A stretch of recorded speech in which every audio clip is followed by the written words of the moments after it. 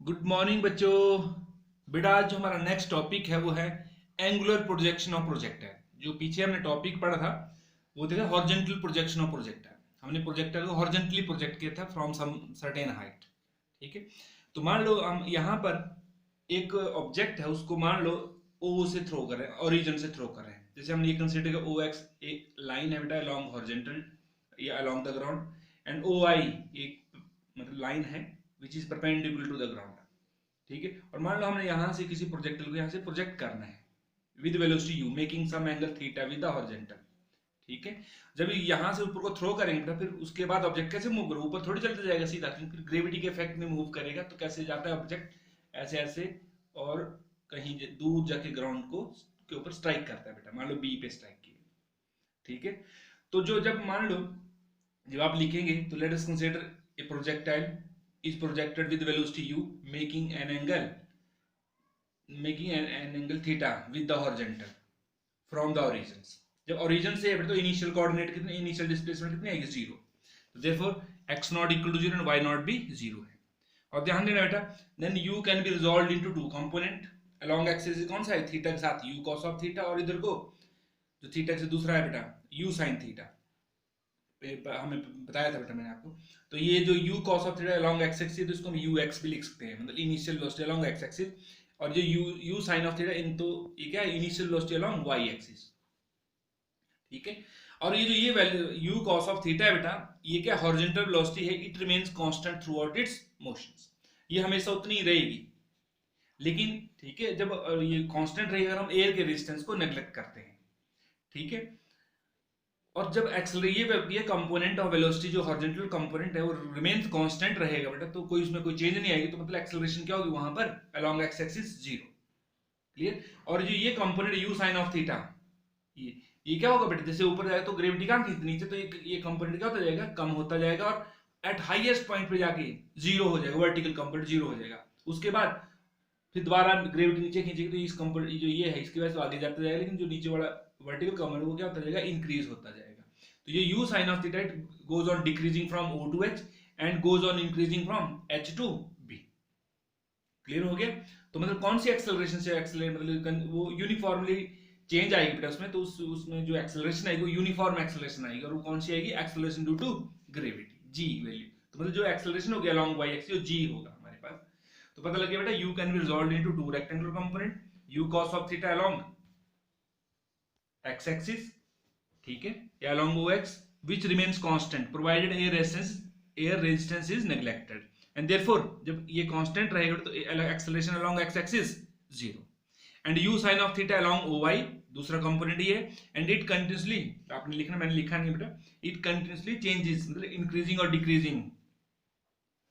ठीक है। Due to acceleration, due to gravity के इफेक्ट में वो इंक्रीज और डिक्रीज करे। तो देखो ओ से ऊपर जाएगा तो डिक्रीज करेगा, जब नीचे आएगा तो वो कंपोनेंट क्या करेगा बेटा? वर्टिकल कंपोनेंट इंक्रीज करेगा। ठीक है। अब बेटा हमने इसका क्या निकालना है? Path of the projectile. जो प्रोजेक्टाइल है वो कैसा पाथ फॉलो करता है, बिल्कुल सेम वैसे ही करेंगे जैसा हमने हॉरिजॉन्टल प्रोजेक्शन में किया था। उसमें भी हमने सबसे पहले पाथ ऑफ प्रोजेक्टाइल निकाला था।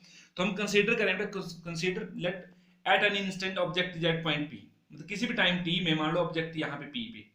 तो P में है तो इसने कुछ ना कुछ हॉरिजॉन्टल डिस्टेंस मतलब अलोंग x डिस्टेंस भी कवर किया और y भी किया। तो मान लो इसके कोऑर्डिनेट कितने? y x और y। तो ये कौन सा ये है y, और इधर को कौन सा आएगा बेटा? ये x, मतलब ये x डिस्टेंस और ये y। ठीक है। तो मतलब एंड तो यहां से हमने मान लिया कि suppose at an time t the particle reaches p x y।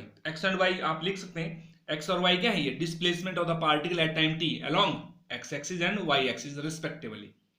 अब बेटा हमने लेना है मोशन अलोंग एक्स ओ एक्स, एक्स एक्सिस तरफ को लेना है हमने, लेकिन कहां से कहां? ओ टू पी, ओ से पी की तरफ को है, लेकिन अलोंग एक्स एक्सिस लेना है बेटा। तो शुरू में डिस्प्ले ऑब्जेक्ट यहाँ पे तो इनिशियल डिस्प्लेसमेंट कितनी थी? जीरो। अब टी टाइम के बाद कितनी? इतनी इतनी मतलब एक्स हो गई। ठीक है। और तो ये बेटा एक्स नॉट जीरो है, T time T equal to X तो एक्स ही है, और U X U cos of theta, और एक्सेलरेशन अलोंग एक्स एक्सिस क्योंकि ये कंपोनेंट क्या रहता है? Remains constant throughout its motion. तो एक्सेलरेशन क्या होती है बेटा? Along X axis zero. Now using relations x minus x naught is equal to uxt plus half ax t square। ठीक है। तो x कितना डिस्प्लेसमेंट है टाइम t? x। ठीक है। तो x नॉट कितना हो जाएगा बेटा? x नॉट तो जीरो है, और ux मतलब initial velocity along X axis वो कितनी है u cos of theta into time plus half ax 0 है टी स्क्वायर। तो यहाँ से आ गया x is equal to U cos of theta into T. तो यहाँ से t कितना आ गया बेटा, ये इसको नीचे ले आओ, x you cos of theta, तो x upon u cos of theta. Clear हो गया बेटा। फिर हमने इसी तरह से मोशन अलोंग ओ वाई, मतलब वर्टिकल डायरेक्शन में लेना है हमने o टू y, मतलब ओ वाई की तरफ को, लेकिन कहाँ से कहाँ ऑब्जेक्ट यहाँ से कहाँ गया o टू p। जब o से p में गया तो कितना वर्टिकल डिस्टेंस कवर किया y, और यहाँ पर इनिशियल कितना था 0। ठीक है, तो y not equal to T, sorry y not is equal to 0 जब टाइम t था, uy initial velocity along vertical direction u sin of theta, और ay acceleration along y axis, क्योंकि बेटा यहाँ पर यूनिफॉर्म एक्सेलरेशन है यहाँ पर। और साथ में बेटा ऑब्जेक्ट जो है कहाँ से कहाँ o टू p, तो वर्टिकल कंपोनेंट क्या कर रहा है, जैसे ऊपर जाता है जो वेलोसिटी डिक्रीज करेगी, जब वेलोसिटी डिक्रीज करते तो एक्सेलरेशन क्या होता है बेटा, नेगेटिव। तो इसलिए हमने ay इक्वल टू माइनस जी लिखा है, क्योंकि यहाँ जब ऑब्जेक्ट o से ऊपर की ओर जा रहा है तो acceleration due to gravity, sorry velocity decrease करेगी तो एक्सेलरेशन जो होती है वो नेगेटिव होती है, मतलब रिटार्ड करती है उसके मोशन को। तो आगे बेटा अभी वही रिलेशन यूजिंग रिलेशन, लेकिन अलोंग वाई एक्सिस है वो y minus Y not is equal to U Y T plus half A Y T square. जो वैल्यू पुट करेंगे यहाँ पर y, ये तो y नॉट 0 है, is equal to U sine of theta into T plus half कितना A Y की जगह माइनस जी इंटू टी का स्क्वायर। ठीक है, अब बेटा कितना आ गया ये y is equal to U sine of theta, और जो टाइम है बेटा, टाइम की वैल्यू कितनी है यहाँ पर, ये x upon u cos of theta. तो हमने ये यूज इक्वेशन 1 का यूज किया, तो टाइम की जगह क्या बात है हमने x upon u cos of theta minus half g, और यहाँ पर टी स्क्वायर था तो टी की जगह क्या भरा बेटा हमने x upon u cos of theta का स्क्वायर। तो यहाँ पर बेटा u से u क्या हो जाएगा, कट जाएगा, x पहले लिख दो sine theta upon cos tangent theta, तो x tangent theta minus half या g अपॉन 2, इसका क्या हो जाएगा u square cos square theta, साथ में x स्क्वायर आएगा ऊपर, तो हमने g upon 2 u square cos square theta into x square. और मैंने बोला बेटा जब भी y जो बराबर है किसके, एक्स स्क्वायर, या यहाँ तक सिंपली x ही होता तब तो वो लीनियर इक्वेशन होता स्ट्रेट लाइन की, लेकिन यहाँ पर एक्स स्क्वायर भी है, तो this is equation of parabola. ठीक है, जो मैथ्स वाले स्टूडेंट्स वो बेटा अपने आप पढ़ लेंगे मैथ्स में, तो आप सीधे लिखें this is equation of parabola. There होता है जब पैराबोलिक इक्वेशन, तो जो पाथ फॉलो करेगा प्रोजेक्टाइल, कौन सा पाथ होगा बेटा, पैराबोलिक या parabola, hence the path followed by the projectile is parabola. पता क्लियर हो गया बेटा। जो पाथ होता है चाहे हॉरिजॉन्टल प्रोजेक्शन हो चाहे एंगुलर प्रोजेक्शन हो, उसमें जो पाथ होता है प्रोजेक्टाइल कैसा होता है, पैराबोलिक पाथ होता है बेटा। तो बेटा नेक्स्ट है हमारे पास टाइम ऑफ फ्लाइट, मतलब इसी टॉपिक में हमने क्या कैलकुलेट करना है टाइम ऑफ फ्लाइट, ये हम उस टाइम भी पढ़ चुके हैं बेटा। टाइम ऑफ फ्लाइट क्या होता है, it is the time for which the projectile is in its flight. ठीक है, तो फ्लाइट में कहां से कहां तक बेटा, यहां से प्रोजेक्ट किया तो यहां से लेके हाउ ग्राउंड को कहां पे हिट किया, बी पे, तो ओ से बी तक इसमें रहा बेटा, एयर में रहा, फ्लाइट में रहा, तो इस जो ओ से बी तक जो टाइम रहा लेगा उस टाइम को क्या बोलेंगे हम, टाइम ऑफ फ्लाइट।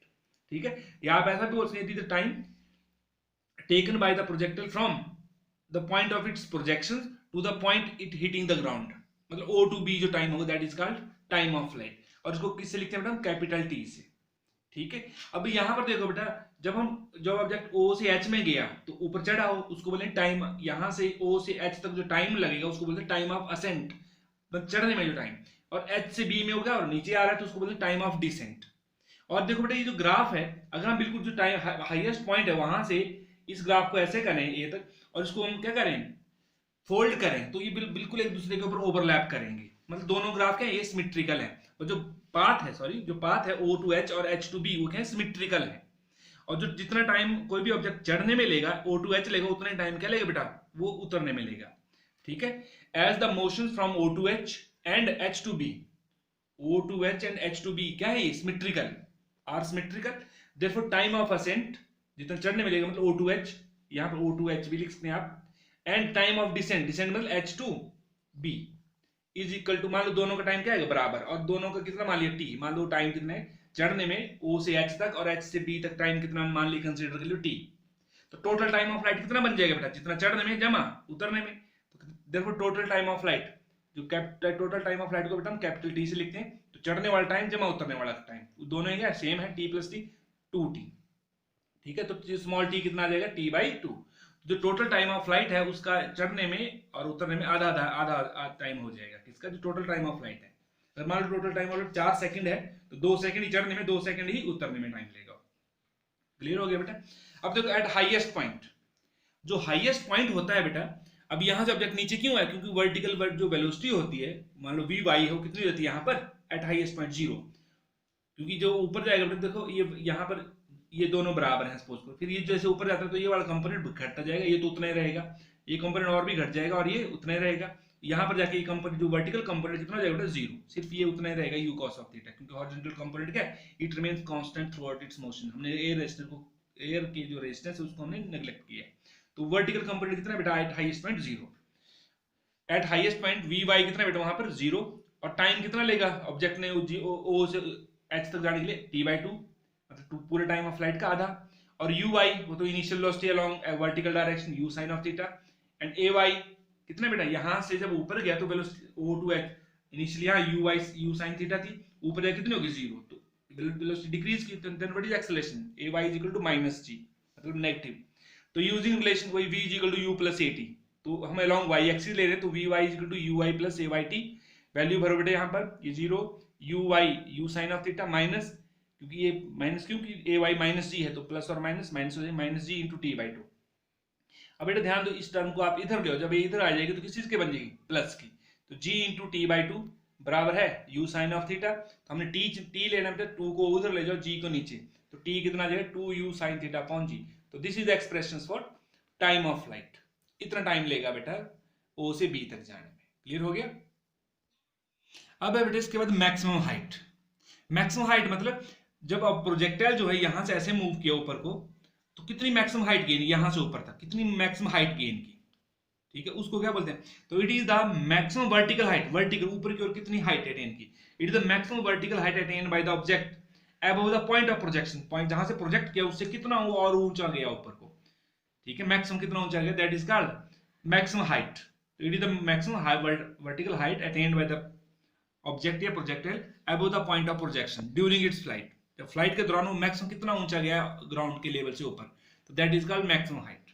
अब जब बेटा ऑब्जेक्ट को यहां से ऊपर गया, ध्यान दो यहां पर हमने क्या लिया, तो y नॉट 0 है, जब यहां से ऊपर गया तो y क्या हो गया, y किसके बराबर बन गया यहां पर आके h, और h अब इसके टाइम कितना लिया होगा, देखो जितना चढ़ने में कितना टाइम लगता है, टोटल टाइम ऑफ फ्लाइट का आधा, ठीक है, तो अब ध्यान देना है now from o to h, जो हमने यहां पर ध्यान देना है o to h, यहाँ पे कितनी होगी है y कितना, यहाँ पे y है ऊपर को कितना, यहाँ पर मैं सबसे ज्यादा y की वैल्यू सबसे ज्यादा है तो y कितना है मैक्सिमम हो गया, दैट इज उसको हम h से डिनोट करते हैं, तो y यहाँ पे h टाइम कितना लगेगा, यहाँ से यहाँ तक टोटल टाइम ऑफ फ्लाइट का आता है तो t/2, तो ध्यान है from o to h t कितना है, o से h पे जाने के लिए कितना टाइम लगेगा, आधा टाइम ऑफ फ्लाइट का आधा t/2, y कितना हो जाएगा बेटा h, और y नॉट तो आप इनिशियल डिस्प्लेसमेंट 0 है, u sin of theta ay minus g, क्योंकि o to h है तो वेलोसिटी क्या करिए डिक्रीज, तो बेटा यूजिंग रिलेशन ये y minus y not is equal to uyt plus half ayt square,